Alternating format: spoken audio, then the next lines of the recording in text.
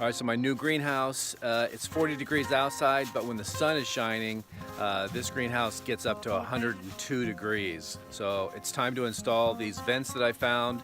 They're called Univents, and they're heat activated so that when your greenhouse reaches a certain temperature, they automatically open. So I am going to cut some vents, hatches basically up here in this section, one on each side of the greenhouse, and hopefully when it reaches a certain temperature, these guys will open up and allow the heat out. So let's get started.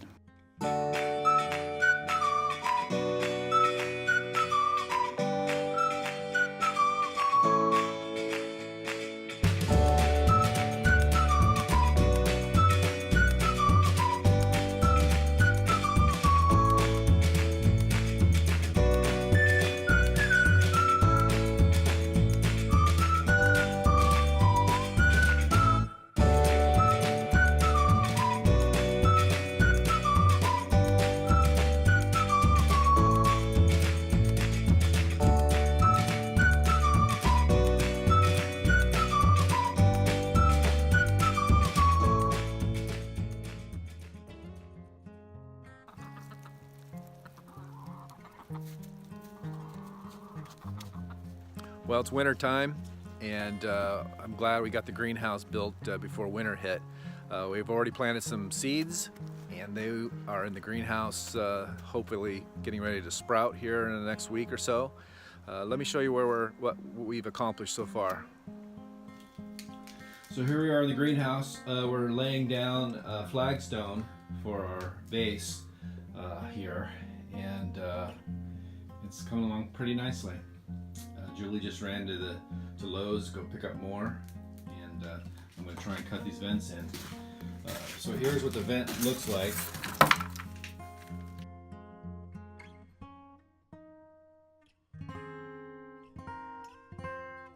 Part here attaches to the sill, and then you screw in this cylinder here, which I don't know how it works, but it's heat activated, and it basically opens up. Pushes basically this lever out. So first thing I'm going to do is cut the hatches.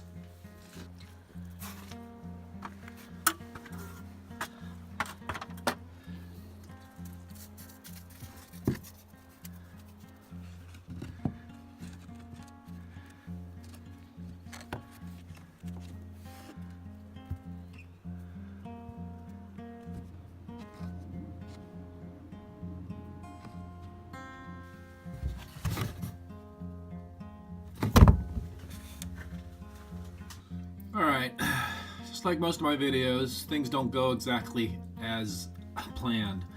I had thought I had screwed up and cut my door too short because I was trying to mount this whole rig, kind of like how it shows when it's folded up, completely onto this door and then onto the framework right here.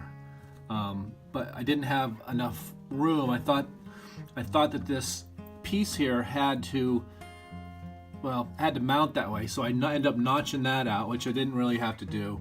What I screwed up on is my particular greenhouse here has a little ledge right here, and the thing that's solved it was I just mounted this one bracket here and this one here, and then I also had issues of this not clearing, but it does now. And then what's weird is I can't really test this. I'm not sure how I'm gonna test this because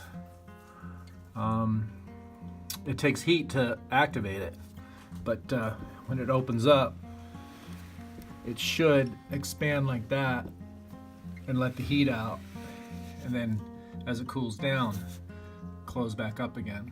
So then I ended up cutting my opening bigger. You can see there's where my first one was, and then I ended up splicing in this piece that I cut off to make the opening bigger, which I didn't have to do, but I didn't know it. Now I don't know if on the other side if I'm going to make the opening this big or go the full distance all the way down to here. I might go the full distance here, just it allows that much more heat out quicker.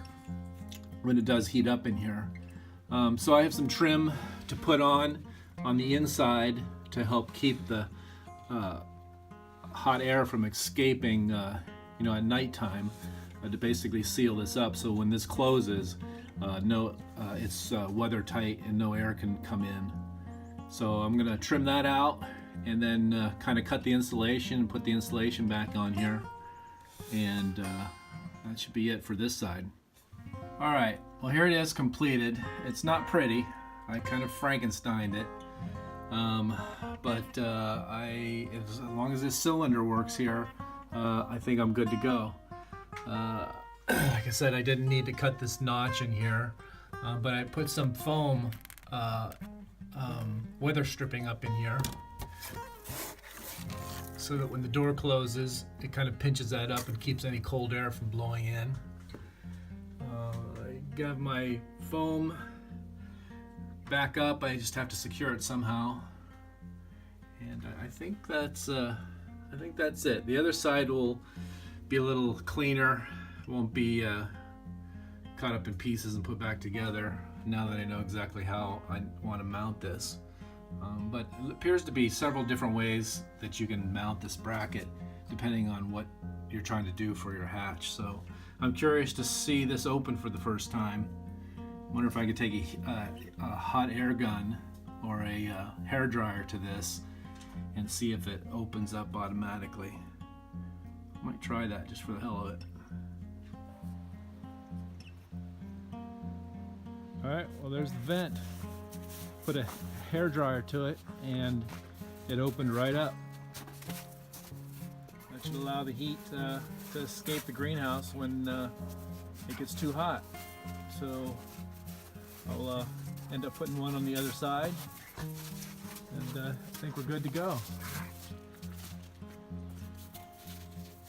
There's what the outside looks like, even with my splice job in there.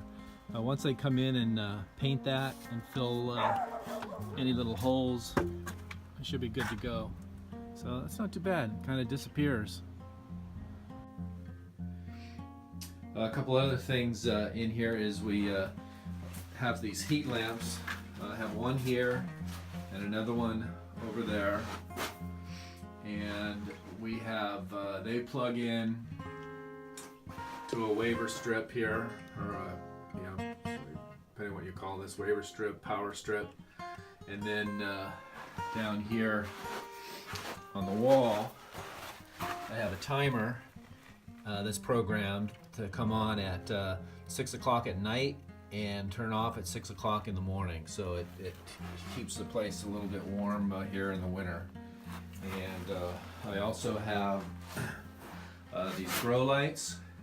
I bought 2 of these to help with our days are still short up here in the Pacific Northwest, so these lights here will help our new seedlings kick in a little bit faster and give them a little bit more light since the sun is still limited up here.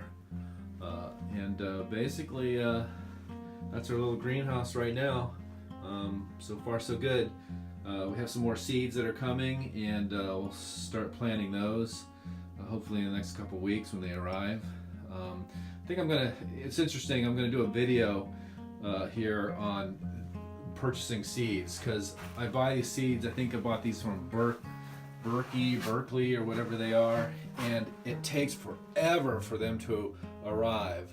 And some of the success rates with their seeds, I don't know if it's just from them that is not good or from other companies. So I'm going to do a review on different seed companies and how fast they arrive and how well their seeds work and who I think is the best. So stay tuned for that. I think that's it for now.